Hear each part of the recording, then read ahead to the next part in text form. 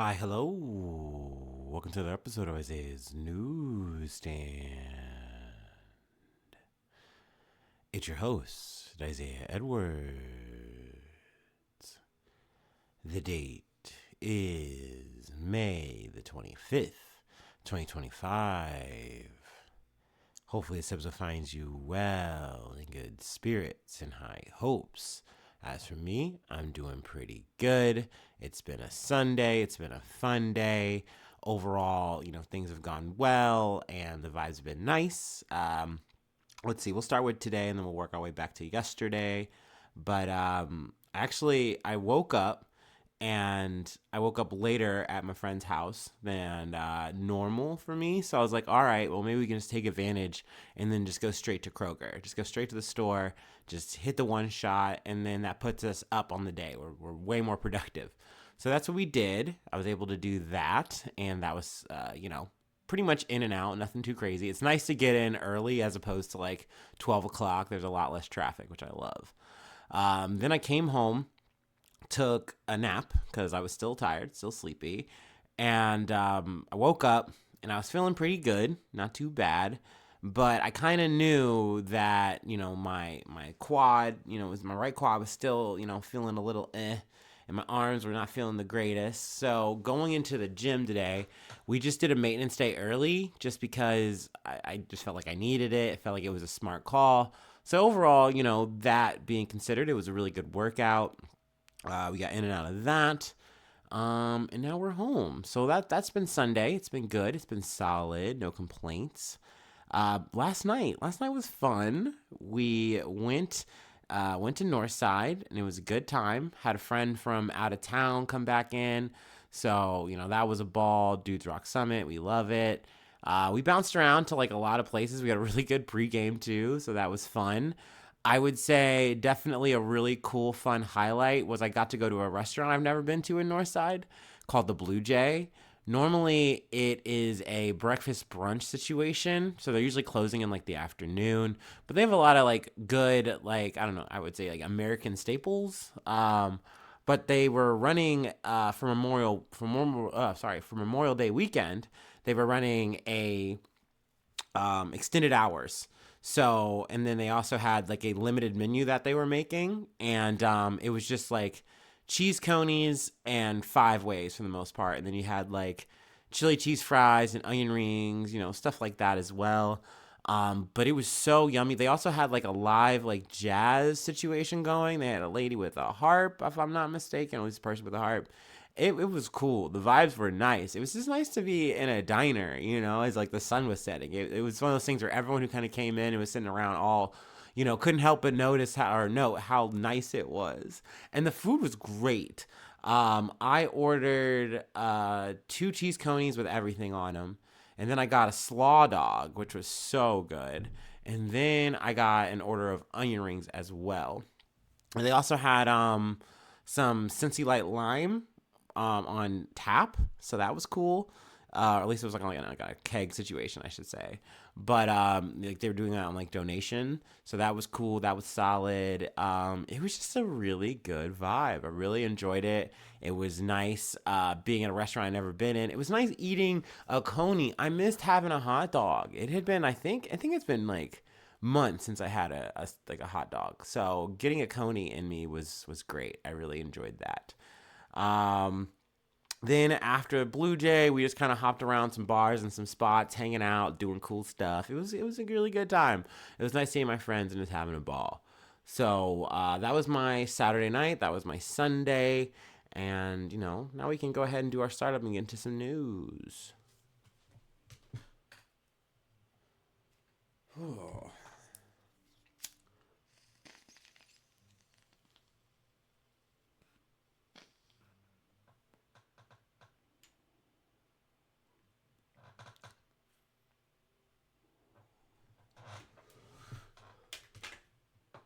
Mm.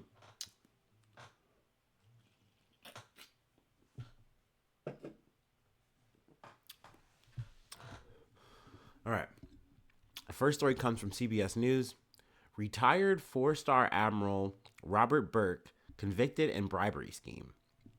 A jury on Monday convicted a retired four-star admiral who served as the U.S. Navy's second highest ranking officer on corruption charges for steering contracts to a company in exchange for a lucrative job. Robert Burke ordered staff to award a $355,000 contract to a company, and then began working there at a $500,000 a year job after his 2022 retirement from the Navy, the Department of Justice said.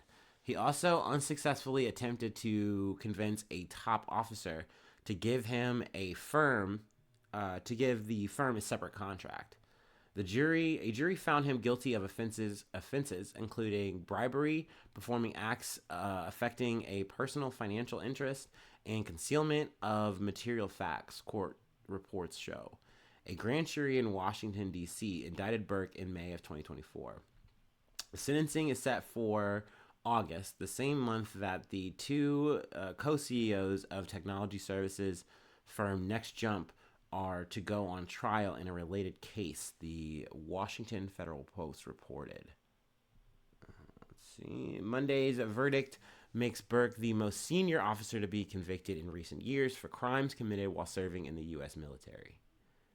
In the Navy, Burke served as a deputy commander of the U.S. 6th Fleet, commander of Submarine Group 8, and chief of naval personnel, a position he held at the time as when he was vice chief of naval operations, the service's second highest position. Prosecutors said Burke allegedly secured a government contract for his co-defendants, Yongchul Charlie Kim and Megan Messenger, in exchange for a future job. Investigators alleged Burke, Kim, and Messenger began communicating about a new contract for the Perks at Work company in 2021, after the Navy officially cut ties with the corporation. According to court documents, they entered into discussions after Burke and his office rebuffed the company's initial overtures, citing U.S. Navy policy. In April 2021, prosecutors said the trio spoke via WhatsApp. Burke wants to work for us, but we're asking for a deal first, Kim allegedly said after the call, adding that Messenger felt slimy, the indictment revealed. Weeks later, according to charging documents, Burke asked an unnamed individual to find funding to secure the company a contract from U.S. Naval Forces Europe and Africa. And in July, he allegedly met with Kim, Messenger, and another unnamed individual for lunch in Washington, D.C., during which time they discussed the admiral ensuring the company received its federal contract. According to federal prosecutors, in August of 2021, the admiral gave notice that he intended to retire in May of 2022. Prosecutors also charged Burke with allegedly concealing his conduct from Navy officials while promoting the company's work to others. This is a pretty big case. I'm never surprised to see corruption anywhere. But in like such a high up military position, it's like this dude just thought he was just gonna get away with this. Like, hey, I'm gonna make this contract that's probably not a good contract for the U.S. Navy or whatever. It's not really gonna be good for us. But I make this contract. No one really worries about it. Everyone kind of lines their pockets maybe a little bit. I get a nice new cushy job when I'm done with the Navy. Hey, it's a win-win. Everybody's happy. No problems. And it's like, no, man, they fucking caught you on the shit. So, wanted to start off with an interesting little grift story from the Navy. But from one scam to another, let's go ahead and hit the next story from The Independent. Vietnamese beauty queen arrested over counterfeit fiber gummies. A Vietnamese beauty queen has been arrested as part of a consumer fraud investigation tied to a dietary supplement she promoted. Authorities say Nguyen Thuc Thai Tien, we're going to keep trying to pronounce that as best we can, co-owned and marketed the Cara Supergreens gummies, advertised as a fiber-rich health snack. But tests revealed they contained far less fiber than claimed and relied instead on laxatives to produce effects. So they were just making you shit, which is like what you want fiber to do, but it's like you wanted to do it in a natural way. You don't want to just have laxatives just making you just, just go everywhere. That's not what you want. The product was declared counterfeit after it was found to contain substandard ingredients and promoted with misleading slogans, including the claim that each gummy was the equivalent of one plate of vegetables and suitable for all ages. Which usually when you hear things like that, like you can skip a whole meal, it's meal replacement with just this easy little thing, this little gummy, this little trick. More times than not, that's usually not the best thing for you, but people are always looking for those kind of things to make, make things easier in terms of supplements and stuff like that. I don't think there's anything wrong with pursuing supplements, but you definitely gotta, do the buyer beware, do your research, look into this stuff. And I mean, it's hard when they're giving you bad information, but sometimes if something's too good to be true, maybe cross-reference it with something else and you go, okay, maybe this isn't for me. Maybe I'll hold off and pick another option, maybe. But it's hard. I completely get it. A former Miss Grand International 2021 title holder, 27-year-old Miss Nguyen, is a prominent public figure in Vietnam who has previously been recognized with honors from the government. I think that's another thing that's a part of this too. When you see someone who has like really high status, they're Miss Grand International, they're like a model, they look great, they look so fit, and you want to look like them, and they're telling you, hey, if you do this, it's going to be so good for you. So you're naturally thinking they're probably on the same kind of wave, they're eating the same kind of stuff, and you want to try that yourself. So that is a big boost, that's a big reference. So, it's giving support to a bad product, unfortunately. Ms. Nguyen promoted the Care Super Greens gummies alongside social media influencers Pham Quang Linh and Hang Du Mook. I'm sure I'm also getting that name wrong as well. Investigators later revealed the product was part of a joint venture between Ms. Nguyen and a company founded by the two influencers. So they were just running the whole racket together. Over 135,000 units were sold, generating more than $650,000. However, when a concerned customer sent the product for independent lab testing, results showed that each gummy contained just 16 milligrams of fiber, far below the advertised 200 milligrams. This prompted a formal investigation, which uncovered the use of substandard low-fiber ingredients in production. Authorities also noted the packaging failed to disclose both the actual fiber content and the presence of high levels of sorbitol, an artificial sweetener commonly used in laxatives, misleading consumers about the gummies' true digestive effects.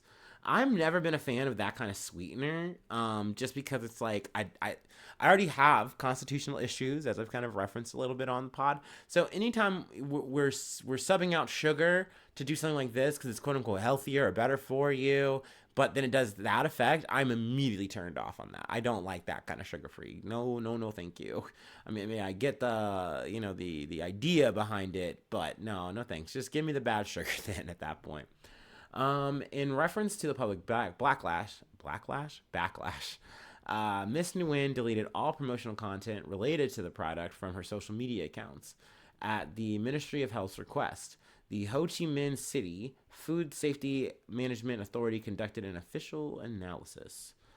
Although the gummies' sugar, protein, fat, and energy levels were consistent with the manufacturer's registered claims, authorities found that the packaging omitted any mention of fiber content, despite being marketed as a fiber supplement. As a result, the product was officially classified as counterfeit. Ms. Nguyen and fellow influencers admitted to making false claims, and several individuals, including Ms. Nguyen, now face charges for deceiving customers. Let's see here. What else did I want to pull here? I think they talk about more of the people. On Monday, Miss Nguyen was arrested for allegedly deceiving consumers. Earlier, she was fined 25 million VND, which is approximately $960 for endorsing the product. I mean, that's not too bad of a sting there. I would imagine she maybe has a good amount of money just being, an international, Miss International, whatever it's called, right? Superstar, and, being an influencer and whatnot. Grand International, Miss Grand International. I'm going to try to put respect on her name.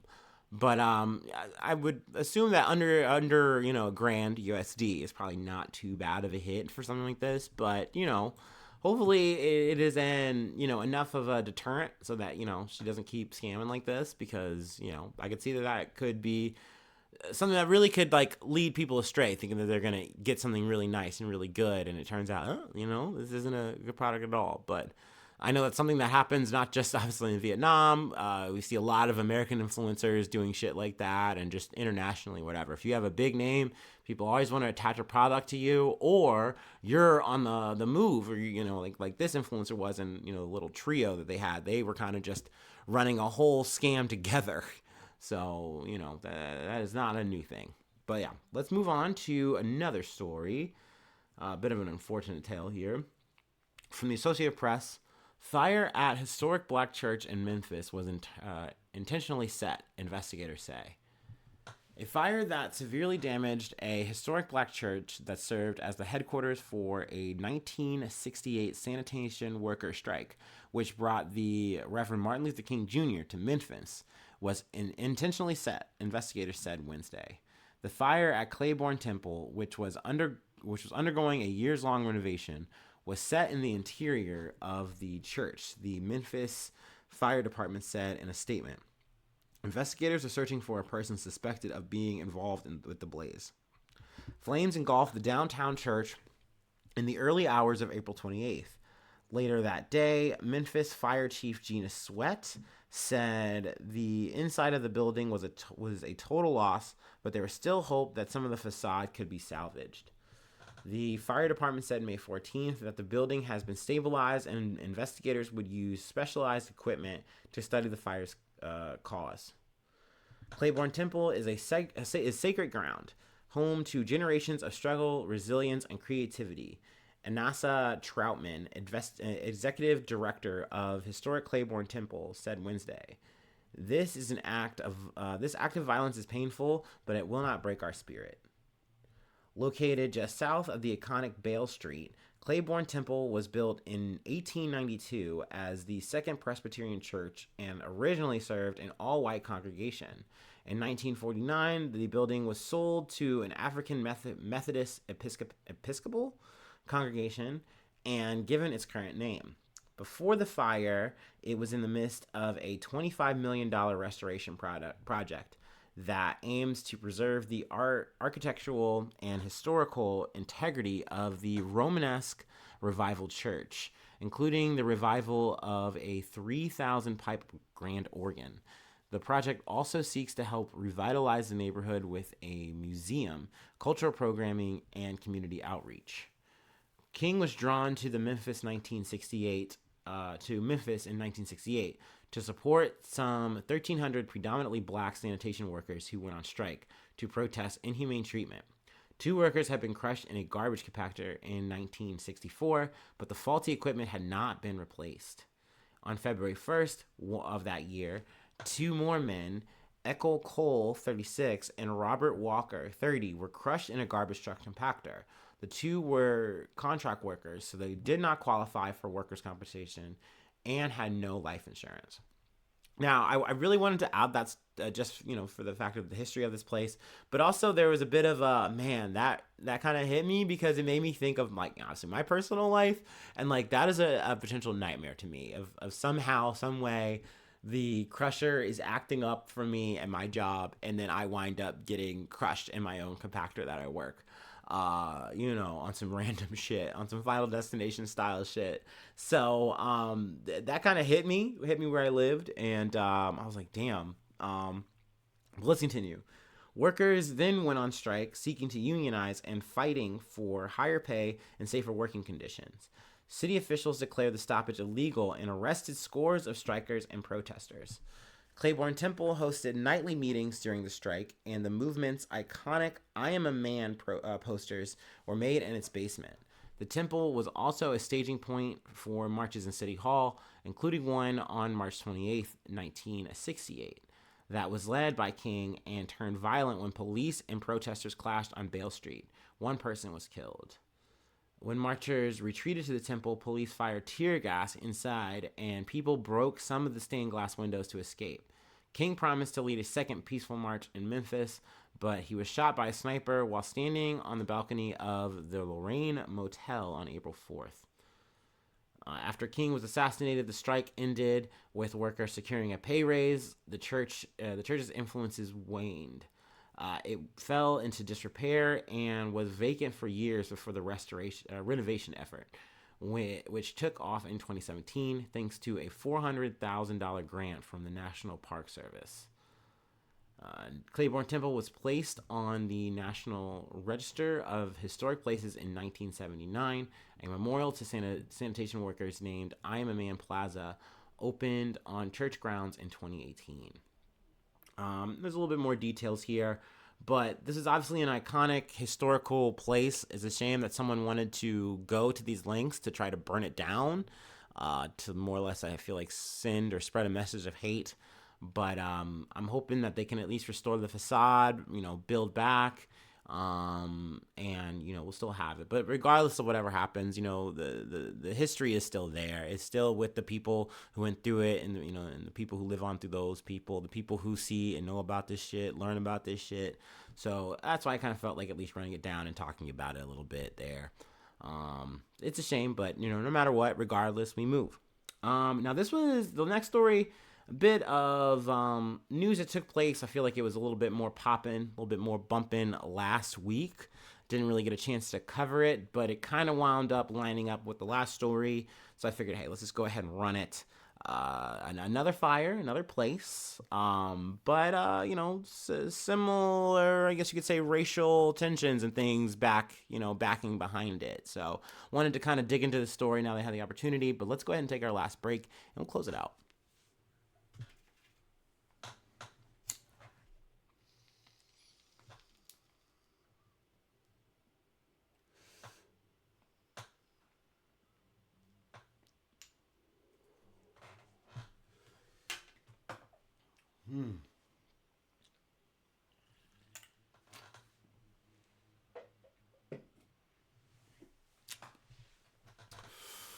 Ooh.